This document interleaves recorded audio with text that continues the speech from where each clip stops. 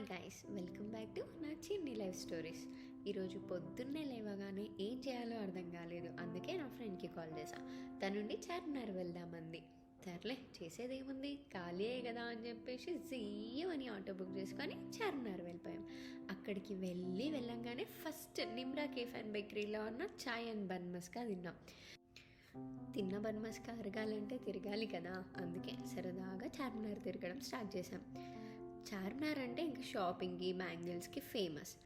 అక్కడ నాకు చాలా క్యూట్ ఇయర్ రింగ్స్ కనిపించాయి. ఇప్పుడు ఫేమస్ అవుతున్న యాపిల్ ఇయర్ రింగ్స్ కూడా అక్కడ కనిపించాయి. బాగున్నాయి కదా అని చెప్పేసి ఇయర్ రింగ్స్ కొనేసాం. ఇంకా చాలా ఇయర్ రింగ్స్ కొన్నాం, కానీ వీడియోలో చూపించలేకపోయాం. ఇంకా చార్మినార్ వెళ్ళిన తర్వాత బ్యాంగిల్స్ అయితే కంపల్సరీ. నేను చూపిస్తున్న బ్యాంగిల్స్ అయితే నాకు బాగా నచ్చాయి. వైట్ కలర్ పర్ల్స్తో వచ్చి నా చేతికి బాగా సెట్ అయినాయి. బాగున్నాయి కదా అని చెప్పేసి కొనేసా.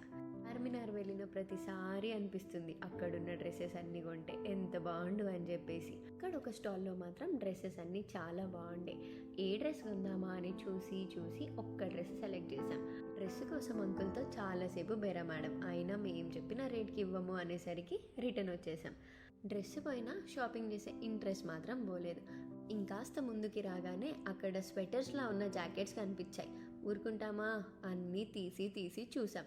సరేలే బాగానే ఉన్నాయి, వింటర్ సీజన్లో ట్రెండీగా ఉంటాయని చెప్పేసి నేను నా ఫ్రెండ్ ఇద్దరం ఒకటి కొన్నాం. ఇంకా షాపింగ్ చేసి బాగా అలసిపోయామని చెప్పేసి పక్కనే ఉన్న మిలాన్ జ్యూస్ సెంటర్కి వెళ్ళి ఒక షాదద్ మలాయ్ ఆర్డర్ చేసుకొని తిన్నాం. ఇందులో మల్బరీ ఉంటుంది, మలాయ్ ఉంటుంది. మరి దీన్ని మల్బరీ మలాయ్ అనాలే కానీ షాదద్ మలాయ్ అని ఎందుకంటారా అని మీకు డౌట్ రావచ్చు. ఈ డౌట్ నాకు కూడా వచ్చింది. షాదద్ అంటే ఫ్రెష్ మల్బరీ అంట, ఇంకా మలాయ్ అంటే మలాయ్, అందుకే దీన్ని షాదద్ మలాయ్ అని అంటారు. తర్వాత కోటికి వెళ్దామని బస్ ఎక్కాం, కానీ ఆ బస్ డ్రైవర్ కోటిలో ఆపలేదు. మేము కూడా మొహమాటంతో నెక్స్ట్ వచ్చిన అబిడ్స్ బస్ స్టాప్లో దిగేసాం. ఇంకా పక్కనే ఉన్న ఇస్కాన్ టెంపుల్కి వెళ్ళాం.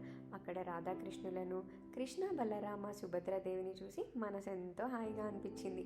కొద్దిసేపు అక్కడే ధ్యానం చేస్తూ కూర్చున్నాం.